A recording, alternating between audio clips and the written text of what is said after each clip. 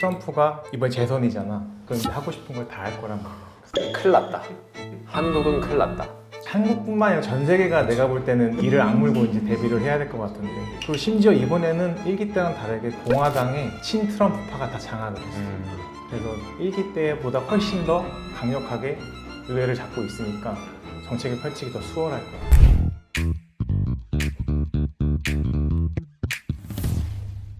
안녕하세요, 장유할입니다. 안녕하세요, 김한우입니다. 안녕하세요, 강병훈입니다. 오늘은 47대 미국 대통령 트럼프에 대해서 이야기 나눠보도록 하겠습니다. 지난번에 우리가 비트코인에 대해서 이야기 나눴는데 많이 연계성 있는 트럼프에 대해서 좀 얘기해 보도록 할게요. 특히 우리가 관세사니까 트럼프의 관세 정책, 무역 정책 이런 거에 대해서 깊게 다뤄보되 너무 깊이 있지 않게 재미있는 이야기들로 또 버무려 보겠습니다. 어떻게 생각하세요, 트럼프? 호불호가 매우 명확한 인물이죠. 일단 관세사로서는 약간 좀 걱정스러운 사람이 당선이 되지 않았나. 보복 관세부터 해서 말이 많이 나오고 있고, 중국을 제재하면서 그 물통이 우리나라한테도 튈 수도 있는 거고, 그러다 보면 이제 우리나라 무역에도 없지 않아 영향을 많이 받으니까 저는 좀 걱정이 됩니다. 가장 큰 걱정이지. 앞으로 요즘에 있어서. 근데 트럼프가 이번 재선이잖아. 그럼 이제 하고 싶은 걸 다 할 거란 말이야. 큰일 났다. 한국은 큰일 났다. 한국뿐만 아니라 전 세계가 내가 볼 때는 이를 악물고 이제 대비를 해야 될 것 같은데, 그리고 심지어 이번에는 1기 때랑 다르게 공화당의 친트럼프파가 다 장악을 했어. 그래서 1기 때보다 훨씬 더 강력하게 의회를 잡고 있으니까 정책을 펼치기 더 수월할 거야. 1기 때는 상원 하원이 공화당 쪽이 아니라 민주당이었잖아요. 근데 이번에는 상원 하원 다 공화당. 공화당 내에서도 이제 친트럼프 했고 이제 반트럼프가 있을 텐데, 이번에는 거의 대부분 다 친트럼프. 그러니까 풀파워 트럼프네요. 그 트럼프의 며느리가 한 자리를 또 하고 있다는. 뭐 아들 며느리 다 하겠죠.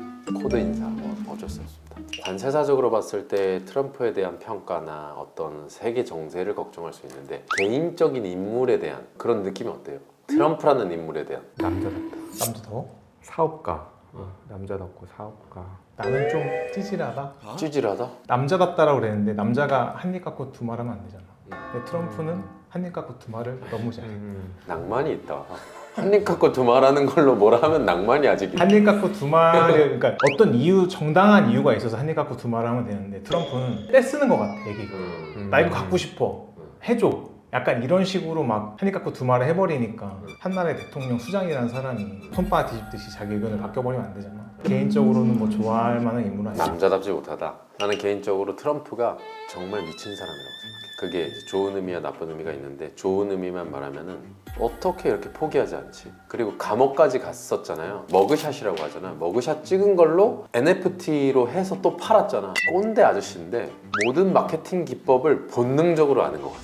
그러니까 어떤 세상이 돌아가는 트렌드나 흐름에 대해서는 그냥 본능적으로 동물적인 감으로 알아서 그걸 자기한테 유리하게 끌어가는 그 능력이 너무 탁월해. 완전 사업가고, 나는 이제 정말 대단하다고 생각하는 거는, 나는 국가는 이타적이면 안 된다, 이기적이어야 된다고 생각해. 한국이 일본을 위해서 우리가 독도를 양보했어 그러면은 말도 안 되는 일이잖아. 그러니까 나는 국가와 국가는 이기적이어야 된다고 생각하는데, 트럼프는 완벽하게 이기적. 일반적인 사업할 때 비즈니스에서 승리하는 방식을 국가와 국가 간의 무역 협정이나 어떤 정책이나 이런 거에 대해서 관철시키는 정말 대단한 사업가라고 생각해. 그 후에 어떤 정책으로 인해서 파급되는 효과는 모르겠지만, 이게 이익이다라고 생각했을 때 관철시키는 거는 난 진짜 대단하다. 어떤 면에서 너무 멋있다, 이런 생각합니다.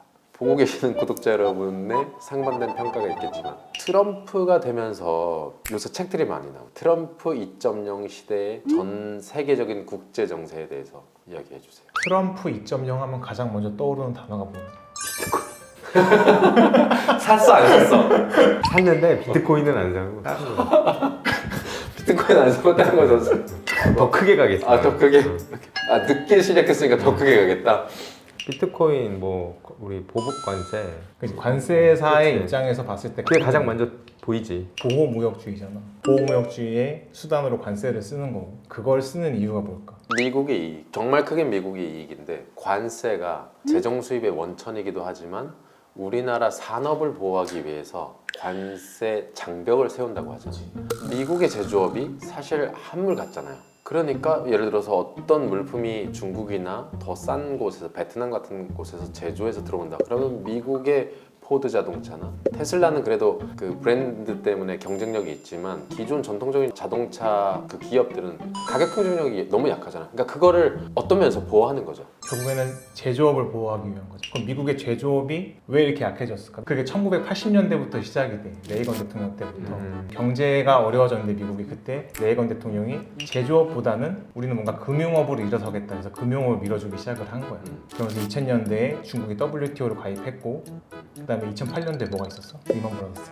그때 완전히 폭삭하는. 그러면은 2001년도에 중국이 WTO에 가입해줬잖아. 그 당시에 대통령이 내가 알기로는 빌 클린턴이거든. 왜 열어줬는지 사실 나도 모르겠어. 빌 클린턴에 의해서 중국이 WTO를 가입하는 거에 기여한 건 맞아. 그 당시에 정책적 결정이었겠지만 그러면 미국이 제조업 강국이었다가 중국이 국제시장에 개방이 되면서 중국의 제조업을 오히려 더 몰빵해 준 셈이 되겠지. 그게 이제 화살로 돌아오고 있는 중이겠지.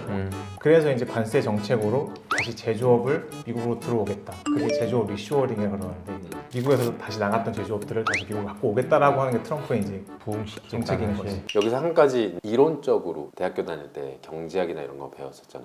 넥서스와 올리브나무라는 책, 매우 두꺼운 벽돌책. 거기서 말했던 게 뭐냐면은 시대적 배경이 경제적으로는 WTO, 정치적으로는 UN 이런 것들이 나오면서 세계는 하나고 우리가 각자 잘하는 걸 수출했을 때 상호 이익이 가장 좋아라는 게 사실 이제 경제학 썰로 있었고 우루과이 라운드라는 걸 하면서 태동이 됐던 거죠. 그래서 우리 죽을 때까지 자유무역이 계속할 줄 알았어. 관세 사니까 자유무역으로 이루어진 FTA라는 국제적인 협정을 통해서 우리가 그런 걸로 컨설팅을 하고 있었잖아. 나는 심지어 관세사를 한 이유가 FTA야. 원래 무역에 관심은 있었고 그래서 관세사 한번 해봐야겠다 해서 시작을 한 거지. 근데 이 트럼프가 지금 이러고 있네. 트럼프가 이제 보호무역주의로 관세 정책을 펼칠 건데 매스컴에 알려진 것만 잠깐 정리를 해줄게. 우선 이제 대중국 제재가 가장 크겠지. 중국한테 60%의 관세를 매기겠다라고 했고 취임 즉시 10%는 무조건 매기겠다고 단언을 했어. 그리고 보편 관세라고 해서 모든 국가한테 10에서 20%의 추가 관세를 매기겠대. 그 다음에 브릭스 국가들이 최근에 탈달러화를 시도하고 있었거든. 그러니까 바로 말하는 거야. 100% 매기겠다. 그 다음에 캐나다, 멕시코한테 25%. 그 우방국과 적대국의 이런 차이가 없는 것 같아요. 그냥 미국이 짱. 미국한테 도움되면 난 다 때릴 거야. 깡패야. 동네 깡패야. 근데 여기서 웃긴 게 나는 브릭스 국가 안에 중국이 있거든. 근데 중국한테 60%를 때리잖아. 브릭스가 또 100%또 때려. 별개야? 당연하지. 60% 플러스 100%? 그렇지. 뭘 먼저 때리냐에 따라서 달라지겠지. 어쨌든 비율로 가는 거니까 난리가 나겠죠. 그렇게 되면. 그 다음에 상호무역법을 제정한다 그래. 상호무역법이 눈눈 이이야.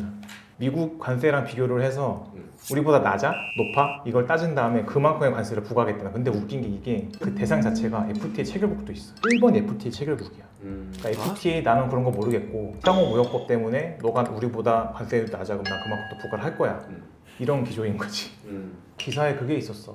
LNG를 수입하겠다고 제안을 했대. 미국에서? 그러니까 트럼프가 대단한 거지. 그냥 대통령도 아니잖아. 그래 정책 한번 해볼까 했더니 다 달려가갖고 뭐 하겠습니다 이러고 있는 거야 지금. 다 아는 거지 뭐. 그다음에 트럼프 1기 때도 했었어. 한미 FTA 재협상. 트럼프 1기 때 재협상 할 때 그걸 방어한 사람이 누군지 알아? 예전에 얘기했었어. 공무원 중에 그냥 최고인이라고 개인적으로 생각하는 분이 있는데 김현종 씨라고 문재인 정부 때 통상교섭본부장을 했던 분인데 그분이 그 참여정부 때 FTA 우리나라가 후발국가였거든. 근데 그분이 참여하고 나서 정말 단기간 내에 FTA 강국이 됩니다. 그 이유는 김현종 씨가 어마어마한 엘리트인데 협상을 너무 잘해. 너무 잘해서 그 트럼프 1기 때 FTA 다 뒤집자, 판 다 없겠다라고 했는데 엄청 방어 잘한 이유가 그분이 있어서. 그 내가 깜짝 놀랐던 게 한미 외교 수반들이 만났을 때 트럼프가 비행기에서 내렸는데 트럼프가 김현종 씨를 알아봐요. 어떻게 알아보냐? 네가 걔구나.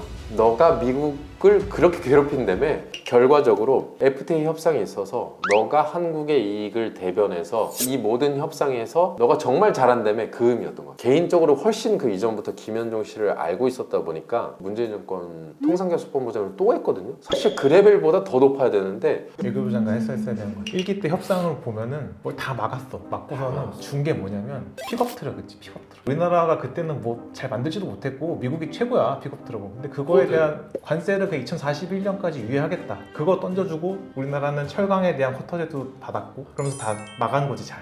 진짜 나도 기억이 나. 많이 뺏기겠다 했는데 김현종 씨가 통상교섭 본부장 하면서 진짜 다 막. 그때 우리 관세사였잖아. 난리도 아니었잖아. 막 어떻게 해야 되냐. 시장 다 무너진다. 막 이 걱정 엄청 많이 했는데 사실상은 뭐 그렇게 막 피부로 와닿는 그런 건 없었잖아. 실제적으로. 결론적으로는 그때 우리가 고민했던 게 한 번 더 올 거다 이번에. 더 세게 오겠지. 더 시게 올 거다 이번에 진짜로. 다시 모셔오던지 뭐 어떻게 해야 될 것 같아. 근데 나는 진짜 좀 많이 걱정되는 게 트럼프가 장사치잖아. 근데 김현종 씨를 내가 그렇게 와 진짜 대단하다라고 했던 이유는 협상에 임할 때 어떤 자세나 이런 거에 대해서 내가 영상을 본 적이 있거든. 장사치의 마음으로 임하고 분리하면 이 판을 깬다. 굉장히 젠틀하고 멋있는데 트럼프랑 똑같아. 인류는 인류를 알아본다. 나라에서 제일 엘리트들이 이 협상판에 나오는 거야. 그렇기 때문에 이 국가의 이익을 위해서 이타적이지 않고 이기적으로 우리나라의 어떤 이익을 위해서 협상에 임해야 되는데 철저히 장사치로 내가 이익이 되는 것들을 쟁취하되 내가 불리해진다. 그리고 이 판을 깬다. 와 그거 보고 진짜 멋있었지. 깰 수 있을까? 그 깨는 게 진짜 다 파토다 이거는 아니고 그런 분이 사실 트럼프 얘기는 훨씬 강력하거든요. 이제 많은 엘리트들이 계시지만 우리나라의 이익을 위해서 잘 협상해야 될 텐데 그런 개인적인 그런 우려가 있습니다. 이 다음에 그러면 이제 우리가 예상을 할 수 있는 게 있잖아. 우리나라에 어떤 관세 정책을 트럼프가 펼칠까? 그런 것들을 한번 예상을 해보면 미국이 기축통화 국가이면서 무역 적자 국가. 무조건 무역 적자가 날 수밖에 없잖아. 그래서 무역 흑자 국가들한테 관세를 더 때릴 거야. 아마. 우리나라가 대미 무역이 흑자잖아. 그러면 우리나라가 대미 무역 흑자액이 어느 정도예요? 작년 2023년 기준으로 440억 달러 정도 되는 걸로 알고 있어. 그러니까 우리나라도 엄청난 무역 흑자국인 거야. 미국 입장에서는. 우리나라가 타겟이 될 가능성도 높고. 아니 그만큼 우리나라가 미국에서 갖고 와야지 이제. 그래서 나왔던 얘기 중에 하나가 이제 석유. 미국에서 채취한 그런 석유들을 우리가 무역 흑자 대신 너네도 이거 수입해줘. 상호무역으로. 그리고 또 예상되는 제재가 농축산물을 또 개방해달라고 할 거야. 심지어 뭐 올해 3월에 USTR이라고 이제 미 무역 대표부가 있는데 거기서 한국의 무역 장벽은 농축산물이다 라고까지 했으니까 무조건 이거는 정해진 수순이라고 생각하고 있고. 그리고 우리나라가 미국한테 수출하는 1위 품목이 뭘까? 반도체. 반도체가 아니에요? 철강? 자동차. 자동차. 자동차가 1위야. 근데 미국에서 이제 적자가 나니까 이제 이거에 대해서 막을 건데 관세를 더 때리겠죠. 근데 우리나라 현기차 미국에 공장 이전했잖아.